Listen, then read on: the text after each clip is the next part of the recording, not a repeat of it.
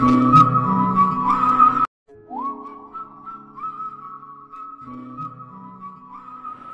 তো আমার প্রিয় বোন এবং ভাইরা, এই ফলটার নাম কি? আমি জানি আপনারা অবশ্যই জানেন, এই ফলটার নাম আমড়া। এই আমড়া দিয়ে আমি আজকে খুব অল্প তেলে আচার বানাবো। আমি সবগুলোর আমড়া খোসা ছাড়িয়ে ভালো করে কেটে ধুয়ে নিয়েছি।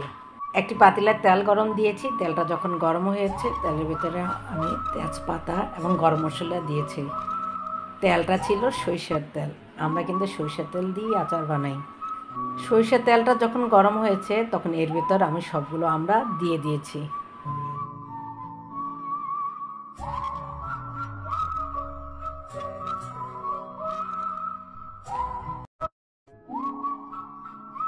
এখন আমড়াগুলোকে আমি তেলের ভেতর ভালো করে নেড়ে দেব।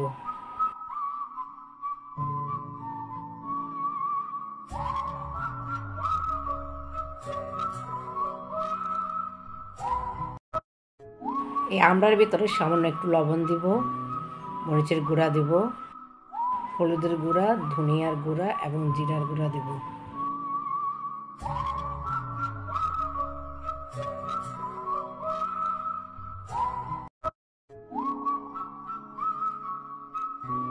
এখন সবগুলো একসাথে ভালো করে নেড়ে চেড়ে নেব।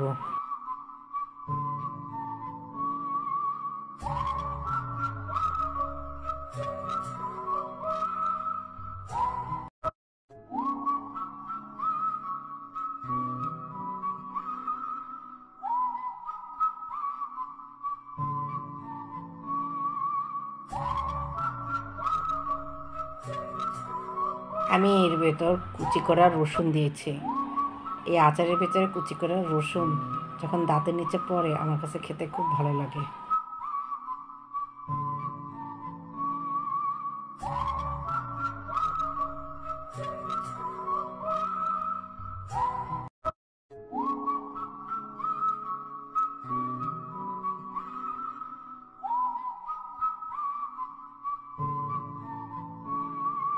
আমি এখন এর ভিতরে চিনি দিব। চিনি দিয়ে অনবরত নাড়তে থাকবো, তা না হলে পাতিলার তলায় লেগে যাবে।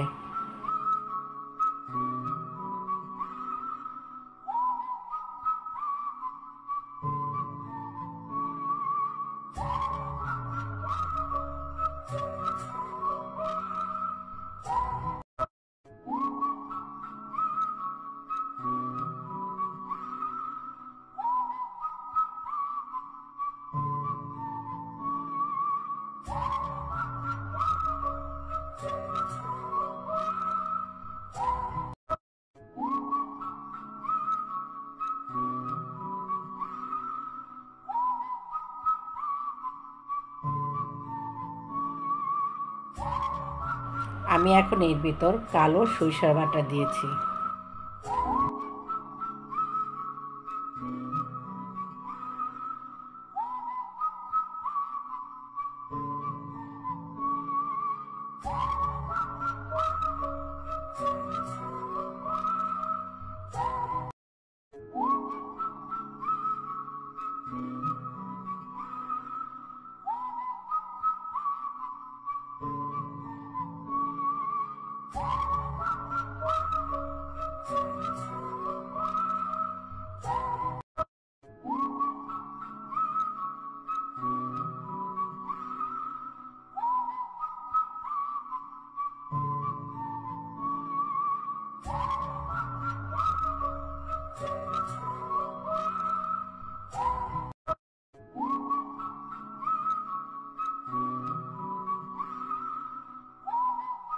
আমি এখানে কিন্তু কোনো পানি দিই নেই।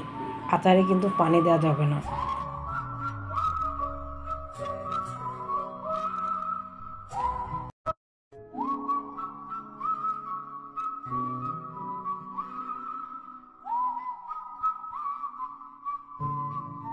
এই যে তরল জিনিসটা দেখছেন, এটা কিন্তু চিনি গলে গিয়ে পানিতে পরিণত হয়েছে। এর ভেতরে আমড়াটা সিদ্ধ হয়ে যাবে।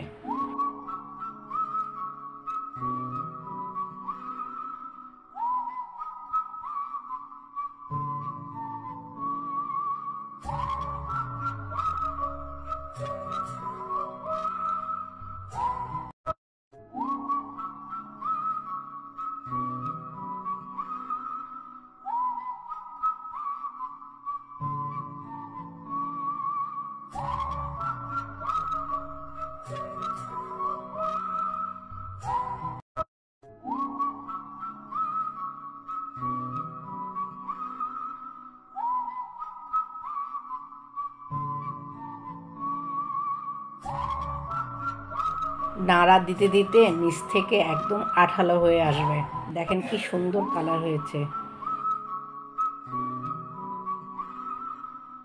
যখন আমড়াটা অনেকটা সিদ্ধ হয়ে আসবে তখন আমি এর ভেতরে শুকনা মরিচ ঢেলে এটা গুঁড়ো করে তারপর আমড়ার ভেতরে দিয়েছি।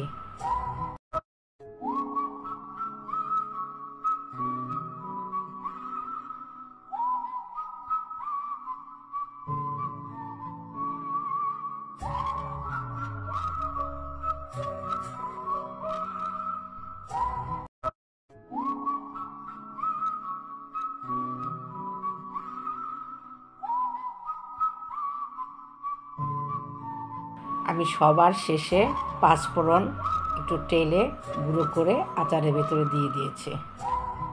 এখন একসাথে সবগুলো আবার ভালো করে নেড়ে চেড়ে দেব।